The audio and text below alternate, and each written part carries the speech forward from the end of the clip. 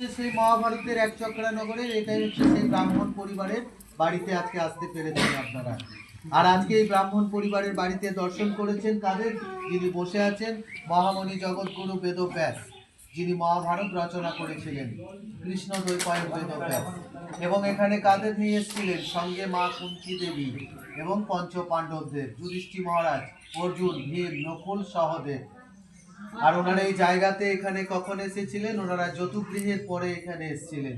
এই এলাকাতেই বগরাক্ষস বলে এক রাক্ষস ছিল, তাকে প্রতিদিন পালি করে খাবার দিতে হতো। এক গাড়ি করে অন্ন, দুটো করে গরু, একটা করে মানুষ। তো সেই ব্রাহ্মণ পরিবারের পালি পড়ে, তখন তাদের বাড়িতে কান্নাকাটি করছে, কে খাবার নিয়ে যাবে? তখন মা কুন্তী দেবী কি করলেন? ভীমকে খাবার পাঠিয়েছিলেন। এখান থেকে 17 কিলোমিটার রাস্তা, এবং সে ভীম যেতে যেতে সমস্ত খাবার সে নিজেই খেয়ে ফেলে। তারপরে বগরাক্ষসকে বধ করে আবার তারা ফিরে গেছে কোথায়? তারা পাঞ্চাল দেশে। এটা নিধু বনমা। এই গ্রাম হচ্ছে গুপ্ত বৃন্দাবন। আজও রাত্রে এখানে থাকা যায় না। এই যে রাধা গিরিধারীকে দর্শন প্রণাম করেছেন, আজও ওখানে নুপুরে আওয়াজ শোনা যায়। রাত 9টার পরে মন্দিরে সকলে প্রবেশ নিষেধ। চারিদিকে যে পুরাতন গাছগুলো দর্শন পেয়েছেন, প্রত্যেকে তাদের উদ্দেশ্যে প্রণাম করুন। কারণ এই গাছ হচ্ছে এক একটা গোপী, গোলকচাপা, তেরিকদম, তামাল। আর আজকে আপনারা যে গাছের নিচে বসার সৌভাগ্য হয়েছে, কেউ স্পর্শ করবেন না, সবাই দূর থেকে প্রণাম করবেন। এই গাছে প্রকাশ হয়েছে ভগবানের শ্রীচরণ, শঙ্খ, গদা, চক্র, পদ্ম, স্বয়ং জগন্নাথ দেবের মুখমণ্ডলে এই গাছে প্রকাশ হয়েছে। আমরা এই বৃন্দাবনে যেমন সেবা পুজো হচ্ছে, বৃন্দাবনের প্রিয় সেবা গোমাতারও সেবা হচ্ছে মা।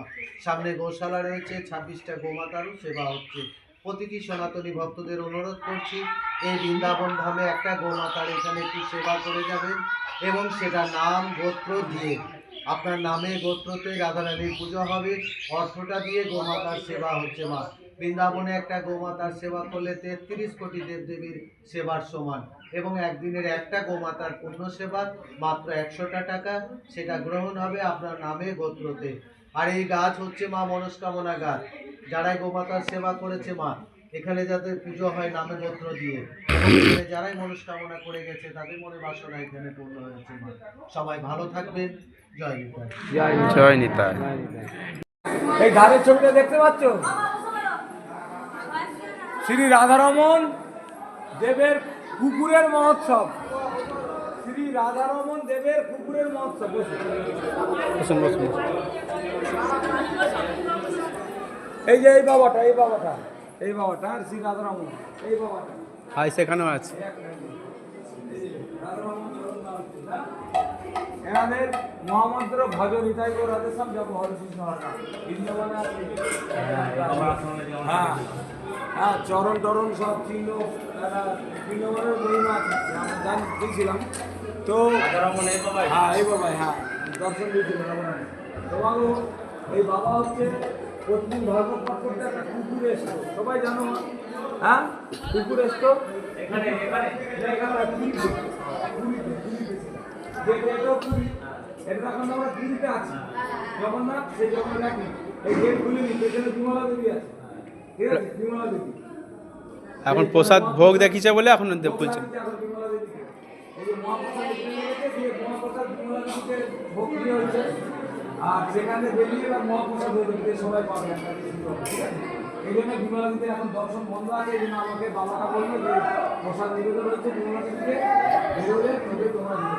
আমার হাই খুলে দিতে রাখো। আচ্ছা বাবা, এই কাহিনীটা বলে দাও। এটা বলে দাও। বলে দিই থাক করে। এইটা হচ্ছে তারপরে কুকুরটার ওই মাঠের পছন্দ, এই দুটো একদিন পাঁচ দেহ রাখলো। দেহ রাখার কারণে তো রাধারমন বাবা বললেন, ঠিক আছে তাহলে কুকুরের মহোৎসব করতে হবে। তো শিশুকে সব কুকুরকে সবকে নিমন্ত্রণ করবো। সম্ভব হয় না, আমরা তো চটিটা নিয়ে পালিয়ে খেলাধুলা করি। এই তুই আগে বসবি না, আমি আমার বাবার জায়গা, এটা আমার ভাইয়ের জায়গা, যে এত 4 কাটা জায়গা রেখেছি, বসতে দিইনি কাউকে। হ্যাঁ কি, কিন্তু কুকুরের ঝগড়া করার কথা ছিল, আমরা ঝগড়া করি এখন। কিন্তু কুকুর সেই সময় কেউ ঝগড়া করে নাই। সবাই সব টাইমে এলো, যে প্রসাদ সব বিতরণ করে দেওয়া হলো। আগে সব প্রসাদ দিতে আছে, যে কুকুর কাছে বসলো, প্রসাদ পেলো। আর বাবা সকলকে প্রণাম করে কুকুরটা প্রসাদকে চলে গেলে কেউ ঝগড়া করলো না। এই হচ্ছে সিদ্ধ মহাত্মার কাজ। হ্যাঁ, বাঘ, ছাগল, গরু, ভেড়া একসঙ্গে খাইতে আর ঘুমাতে কে? সিদ্ধ মহাত্মা। এই জন্যে বাদগুলোর কারণে আমি ওকে রাখি রেখেছি। নিজে সিদ্ধান্ত নিতে পারবে না, কেমন? চলো আমরা